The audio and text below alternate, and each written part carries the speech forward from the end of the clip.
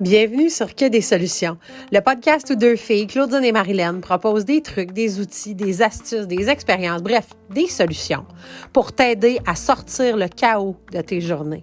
Que tu gères une organisation, ta propre business, des projets ou des événements, on t'offre des solutions concrètes puis des trucs faciles à appliquer pour simplifier ta prise de décision. Bonne écoute!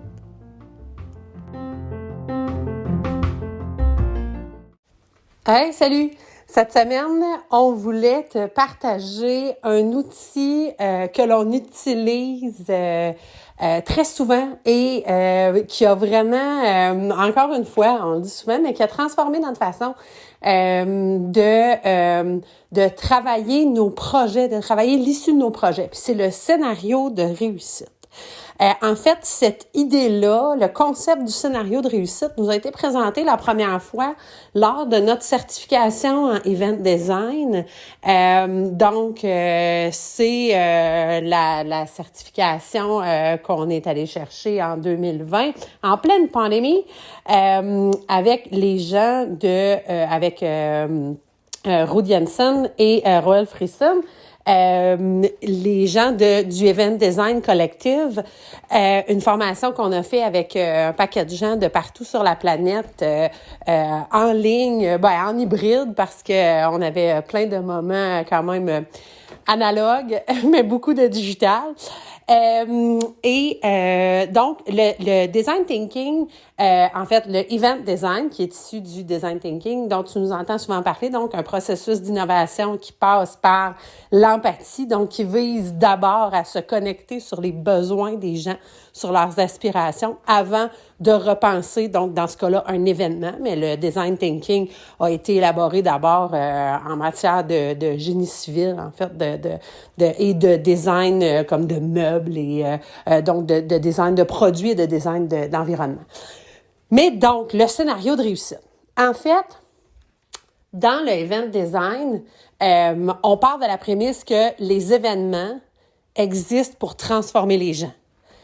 Puis un événement, c'est quelque chose qui est à ton agenda puis qui implique plus que toi. Ce que tu planifies, donc la rencontre, la conférence sur 3 jours, le festival, la conférence de presse, si cet événement-là ne vise pas à transformer les gens, c'est un courriel ou un coup de téléphone ou une lettre ou une affiche. Ça, c'est tout un autre discours. On pourra se faire un épisode juste là-dessus. Mais donc, on vise une transformation. Donc, pour avoir une transformation, pour être capable d'être témoin de la transformation, de bien la penser, de bien la designer, il faut qu'on se pose la question, qu'est-ce que ces gens-là vivent, ressentent, voient, expriment avant et qu'est-ce qu'ils vivent après pour que je sois capable d'identifier qu'est-ce qui s'est passé dans le milieu. Et quand on est dans le comportement, donc, de sortie, quand on est en train de visualiser, de se poser la question, comment ils vont ressortir de cet événement-là, ce qu'on fait comme étape, dans le fond, puis c'est ça qu'on va te proposer, là, on l'a extrait du event design pour que tu puisses vraiment l'appliquer à tes projets, mais à tes créations de projets, justement, pour des demandes de subventions. Nous, on les met dans nos soumissions lorsqu'on travaille avec des clients, justement, en accompagnement, en mentorat au niveau événementiel. Donc, ce qu'on se pose, ce qu'on visualise, en fait, c'est la première étape, c'est justement ça. On s'arrête, puis on visualise si ce qu'on planifie, disons comme événement, puis là, on va penser que c'est un lancement, c'est une conférence de presse. Au sortir de cet événement-là, je prends une de mes parties prenantes. Fait que là, disons, je vais prendre mes médias, je vais prendre mes partenaires, je vais prendre mes organisateurs. Donc, les partenaires, fait que nos différents députés, commanditaires, etc. J'en prends un, là, que j'identifie comme étant représentant de toute cette troupe-là, là. Il représente bien les besoins de tout ce monde-là. Le lancement va avoir été un succès retentissant. Tous les objectifs qu'on avait ont été atteints. Les gens ont connecté. Fait que là, on se craint, là. On visualise, là. On met tout le succès inespéré qu'on peut avoir dans la grande phrase de préparation. Et là, on se dit, bon, ben OK, qu'est-ce qui s'est passé? Si ça a été un franc succès, là, c'est quoi? Je vois les gens, je vois les sourires, j'entends ce qu'ils se disent. Puis là, ce qu'on veut, c'est, on se craint dans cette vision-là. On peut mettre la musique de Rocky ou n'importe quelle musique si c'est du latino qui te fait triper. Mais donc, on se craint. Et là, on va venir écrire en détail c'est quoi les connexions entre les humains, c'est quoi le contexte, c'est quoi qui se passe, quels sont les systèmes qui sont en place, quels sont les liens entre les gens et les systèmes, comment tout ça est donc un succès retentissant. Fait que là, si on revient à notre conférence de presse, c'est comme, OK, il y a eu un moment magique où il y a eu une prestation d'un artiste qu'on va découvrir ou qu'on a déjà découvert, ou qui est une grande vedette qui va être présent à notre événement. Il y a eu un élément de surprise. Les gens ont eu le temps, un peu avant, de jaser ensemble, mais après ça aussi, on a laissé vraiment un espace pour que les gens puissent connecter, puis se découvrir, se rencontrer.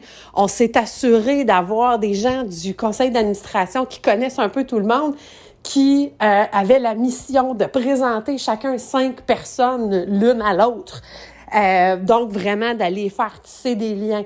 On a eu des entrevues, des médias, puis il y a eu plusieurs angles qui ont été touchés. Donc, fait, autant des bénévoles qui ont été interviewés que l'artiste qu'on avait mis sur scène, que les gens de l'organisation.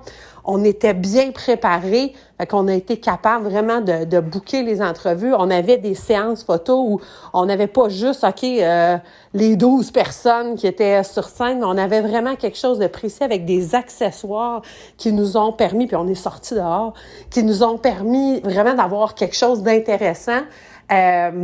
Qu'on n'est pas en train de courir après les photos que le journaliste du journal local a pris parce qu'on s'était assuré d'avoir vraiment quelqu'un qui était dédié à la prise de photos. Puis on a déjà des choses à mettre sur les médias sociaux, à faire tourner.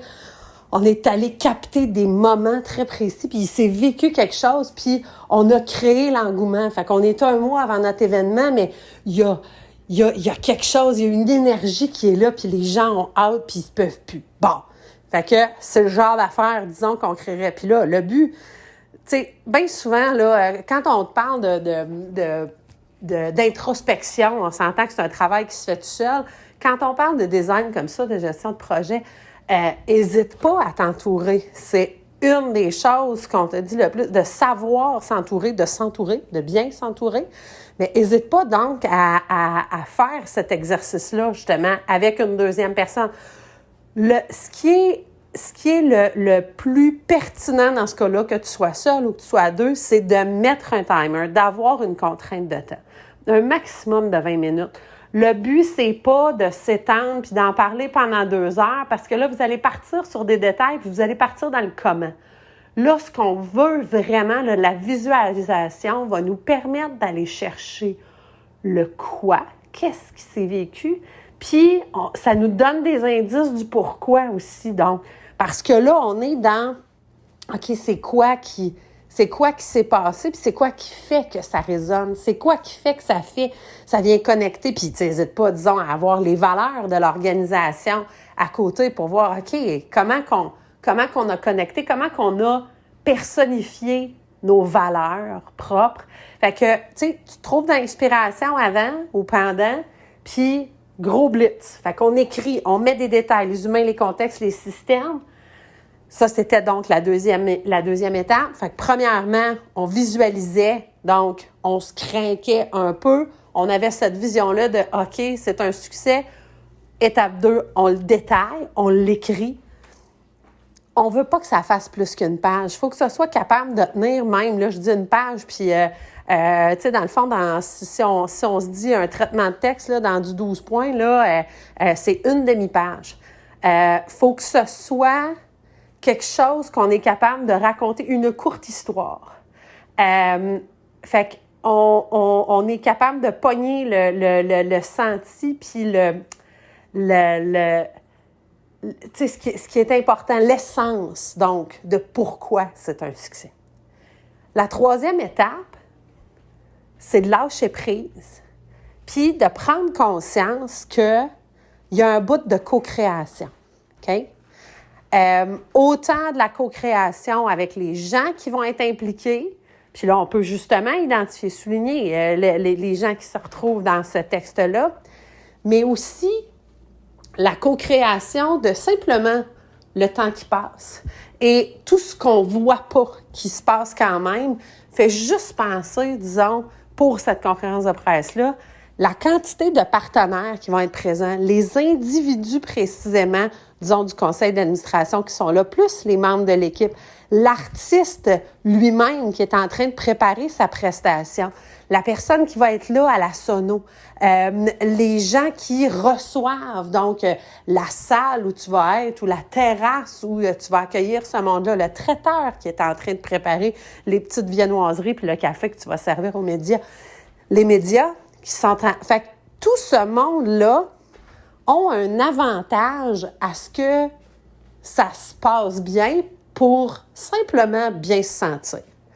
Et après ça, ben là, pour des partenaires, donc pour rayonner, pour faire valoir leur marque, peut-être pour vendre des trucs parce qu'ils vont être présents là-bas. Le média, ben pour pogner la vibe puis être capable de bien la transmettre, puis de communiquer donc l'information de façon pertinente, puis de communiquer le ressenti aussi qui était là.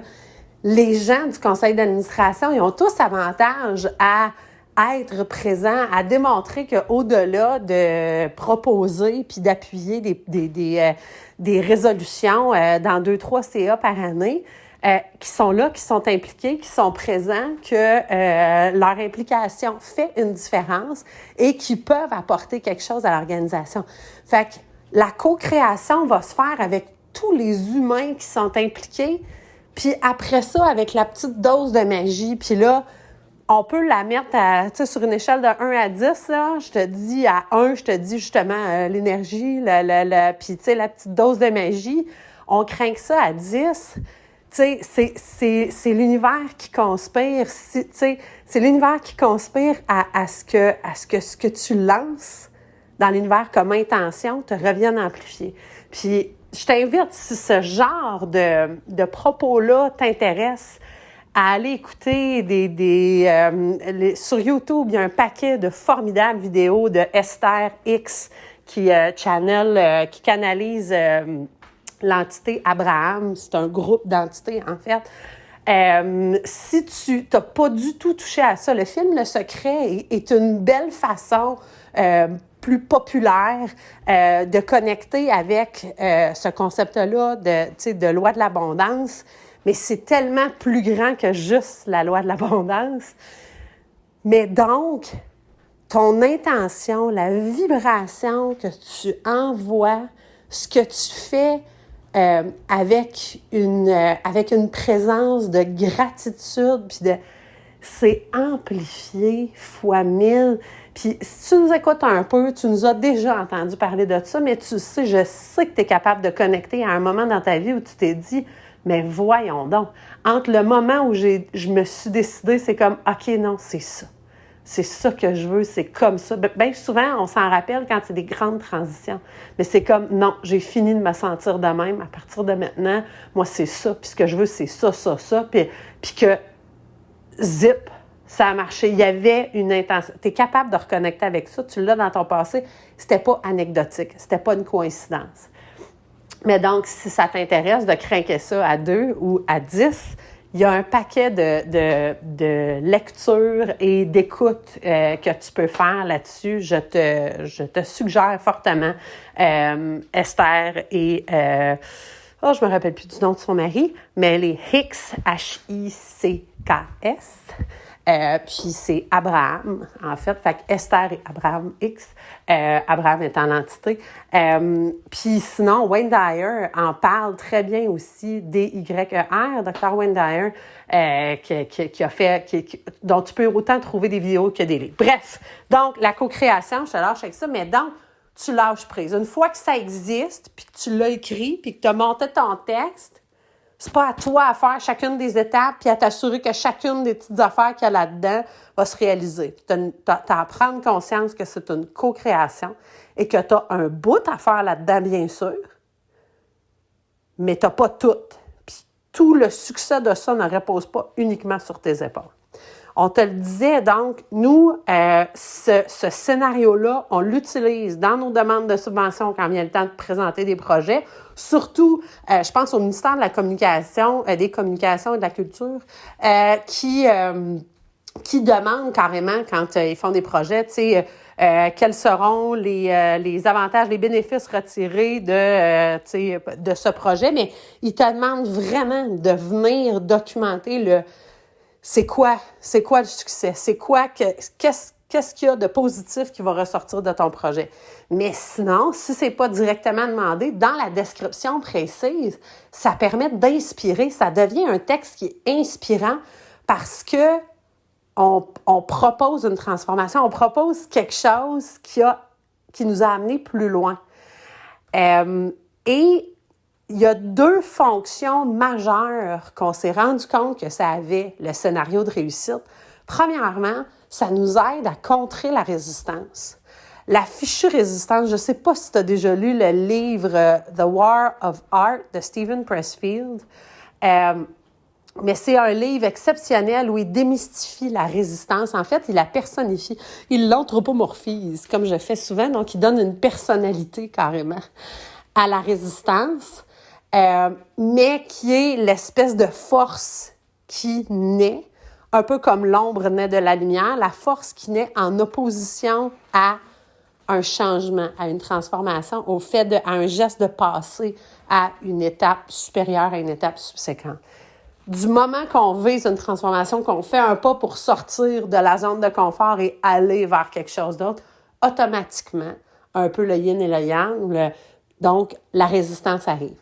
Le fait d'avoir le scénario de réussite nous aide à contrer la résistance parce que la vision claire, elle existe. Et donc, cette vision-là, on est capable de s'y reconnecter. C'est un peu comme si ça nous donnait une boussole, comme si on avait établi quel est le nord. Et là, on a la boussole, puis peu importe la résistance, on est en mesure de continuer à pointer là. Fait que même s'il y a un brouillard immense de résistance qui se lève, t'as beau pas voir là où tu mets le pied, mais tu sais que tu es en train de t'en aller vers le nord. Et ça, on s'en est rendu compte dans des situations où on n'a pas de scénario de réussite, où on fait juste comme ramasser un projet à bras-le-corps puis partir tout de suite. C'est ça. C'est souvent facile, en fait, au premier obstacle, on remet les choses en question.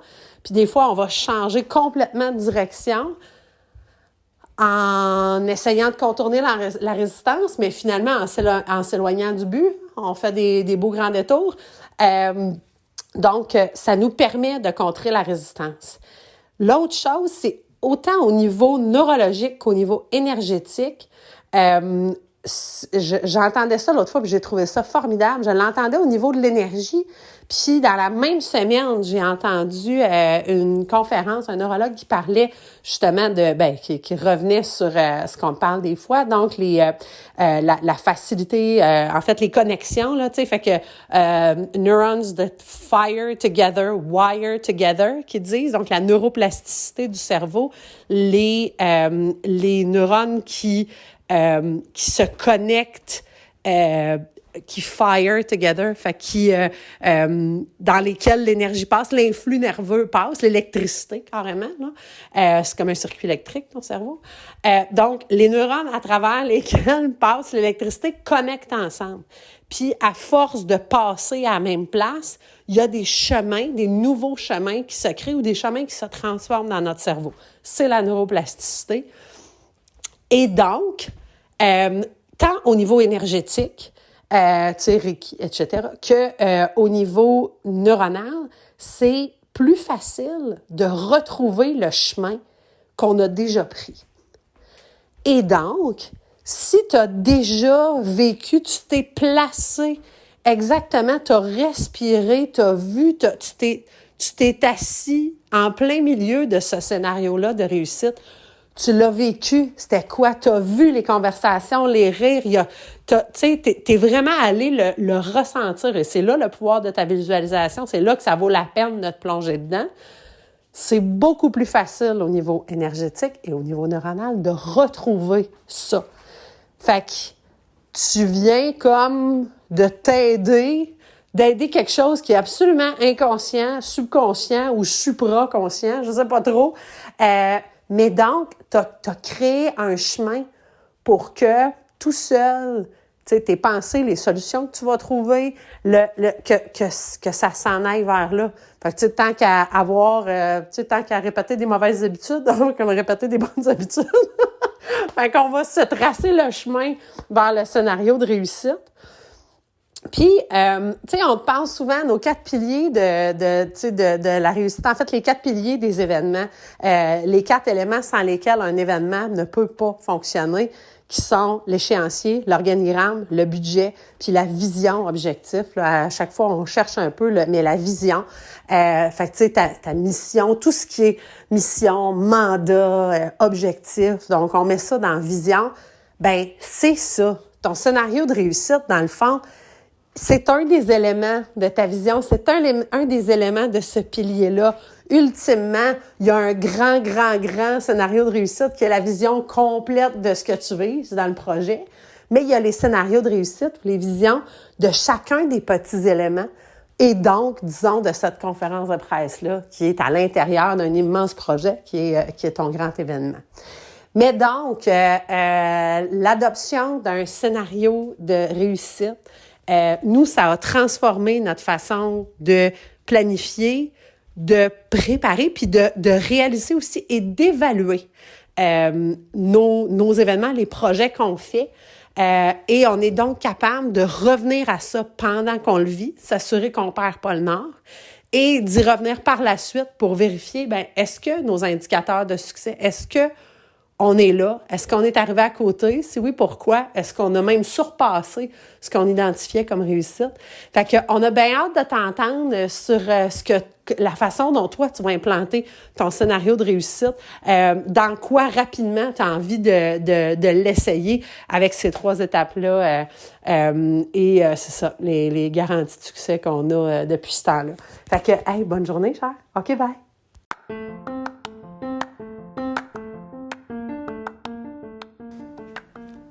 C'était un autre épisode de Que des solutions, le podcast où 2 filles, Claudine et Marilène, te partagent des astuces, des trucs, des expériences, des outils, bref, des solutions pour sortir le chaos de tes journées. Passe nous voir sur Facebook à Que des solutions, la vraie page, ou encore sur Instagram, LinkedIn, Pinterest. Passe voir notre site web, bien sûr, quedessolutions.com, où il y a un paquet d'outils, mais surtout, assure-toi d'être abonné à notre infolette pour avoir toutes les dernières nouveautés et recevoir en primeur les outils qu'on sort. Et oublie pas, il n'y en a pas de problème. Il y a juste des solutions.